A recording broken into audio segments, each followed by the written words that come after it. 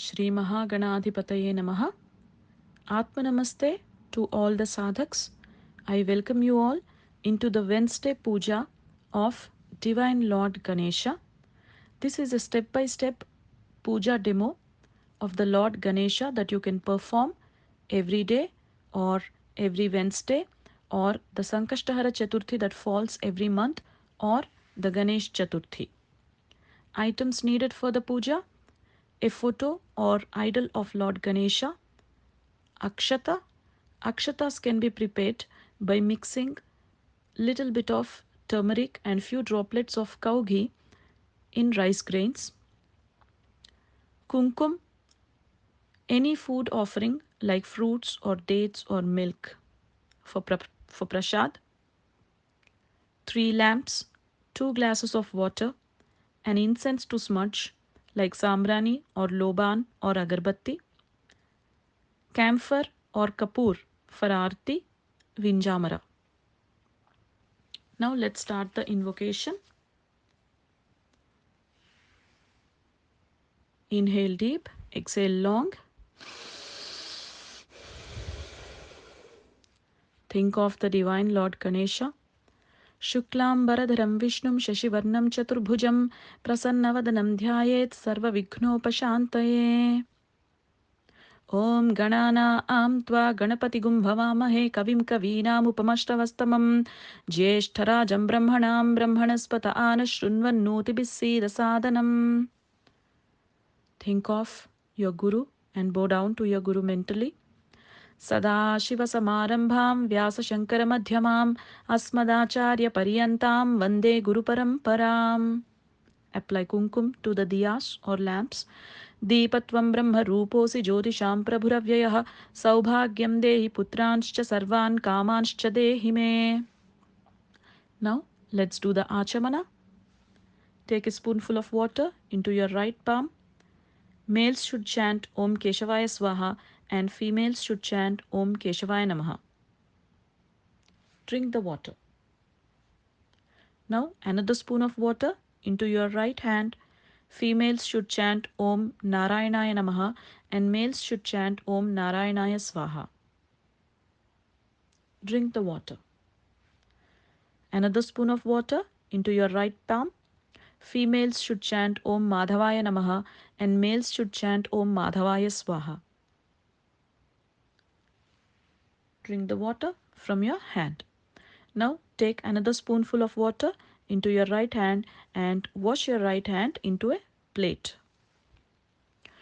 Govindaya Namaha Vishnave Namaha Madhusudhanaya Namaha Trivikramaaya Namaha Vamanaya Namaha Sridharaya Namaha Hrishikeshaya Namaha Padmanabhaya Namaha Damodaraya Namaha Sankarshanaya Namaha Vasudevaya Namaha Pradyumnaya Namaha Aniruddhaya Namaha Purushottamaya Namaha Adhokshajaya Namaha Narasimhaya Namaha Achyutaya Namaha Janardhanaya Namaha Upendraya Namaha Haraye Namaha Shri Krishnaya Namaha.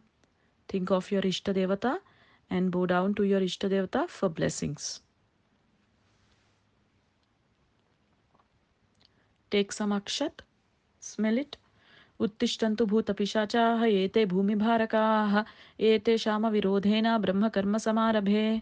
Throw it onto your left. Now let's do the pranayam. Close your right nostril. Inhale through your left nostril. Hold.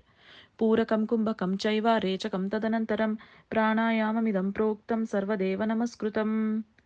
Now close your left nostril and exhale through your right nostril. Relax. Now let's do the sankalpa.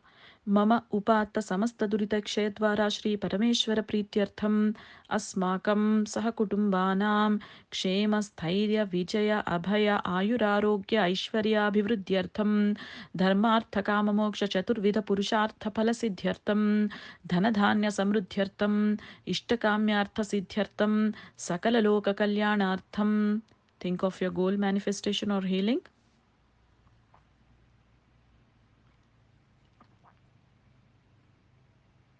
Shri Vinayaka Devatamuddishya Yavat Shakti Pujam Karishye. Dip your right hand ring finger into the glass of water. Now keep this glass of water aside and you will not be using water from this glass for the puja going forward.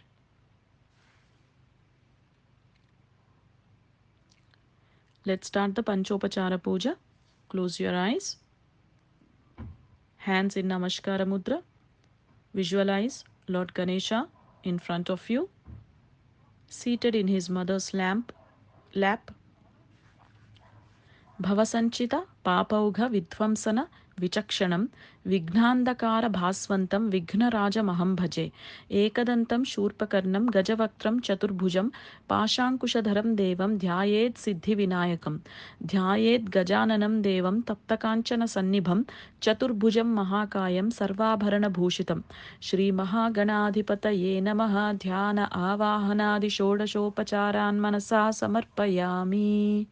Place some akshat at the Lord. ప్రణమ్య శిరసా దేవం గౌరీపుత్రం వినాయకం భక్తావాసం స్మరేన్ నిత్యం ఆయుక్కామార్థసిద్ధయే ప్రథమం వక్రతుండం చ ఏకదంతం ద్వితీయకం తృతీయం కృష్ణపింగాక్షం గజవక్త్రం చతుర్థకం లంబోదరం పంచమం చ షష్టం వికటమేవ చ సప్తమం విఘ్నరాజం చ ధూమ్రవర్ణం తథాష్టమం నవమం ఫాలచంద్రం చ దశమం తు వినాయకం ఏకాదశం గణపతిం ద్వాదశం తు గజాననం ద్వాదశైతాని నామాని త్రిసంధ్యం యః పఠేన్నరః న చ విఘ్నభయం తస్య సర్వసిద్ధికరం ప్రభో విద్యార్థి లభతే విద్యాం ధనార్థి లభతే ధనం పుత్రార్థి లభతే పుత్రాన్ మోక్షార్థి లభతే గతిం జపేత్ గణపతి స్తోత్రం షడ్భిర్మాసైః ఫలం లభేత్ సంవత్సరేణ సిద్ధిం చ లభతే నాత్ర సంశయః. Bow down to Lord Ganesha. Dear Lord Ganesha, I seek your divine healing. I seek your divine blessings. I seek your divine protection. I seek your divine love and mercy. I seek your divine presence in my life. I seek your divine intervention into my life, and let you be a guiding light in my life. Offer dhoop to Lord Ganesha.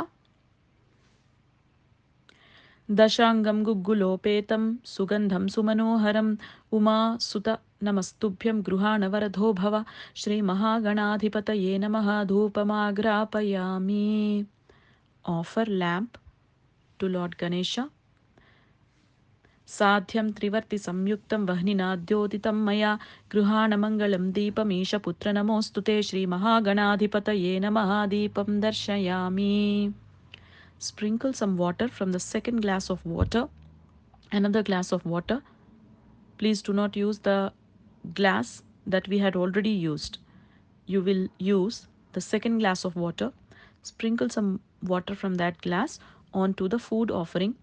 Sugandhan sukratanschaiva modakan ghrutapachitan naivedyam gruhyatam deva chanamudgai prakalpitan భక్ష్యం భోజ్యం చ లేహ్యం చ చోష్యం పానీయమేవ చ ఇదం గృహాణ నైవేద్యం మయా దత్తం వినాయక శ్రీ మహాగణాధిపతయే నమః నైవేద్యం సమర్పయామి.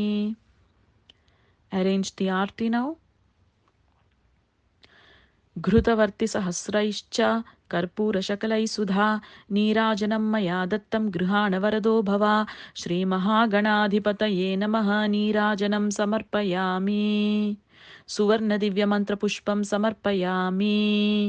Place akshat at the divine Lord Ganesha and touch aarti to your eyes. Atma pradakshina namaskaran samarpayami. Take the vinjamara and offer it to the Lord. Chhatra chamara geeta nrutyandolika ashvarohana gajarohana samasta rajopacharan manasa samarpayami. Divine Lord Ganesha, please bless me and forgive me if I did any mistake in today's puja. Please bless me even if I don't deserve.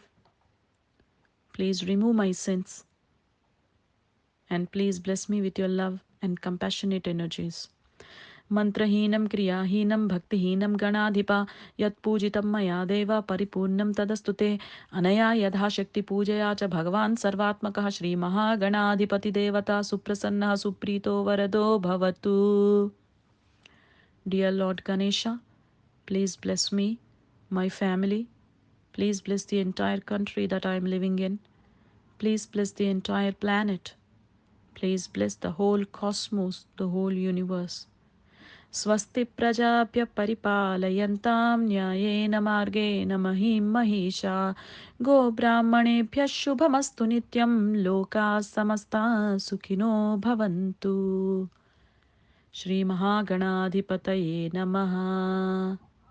Dear Lord Ganesha, please forgive me if I did any sins, either in the current life or in the past life. Please kindly forgive my sins. Please bless me. I am very sorry. Thank you for the blessings, and I really love you. Love you, my Lord Ganesha. Thank you, thank you, thank you.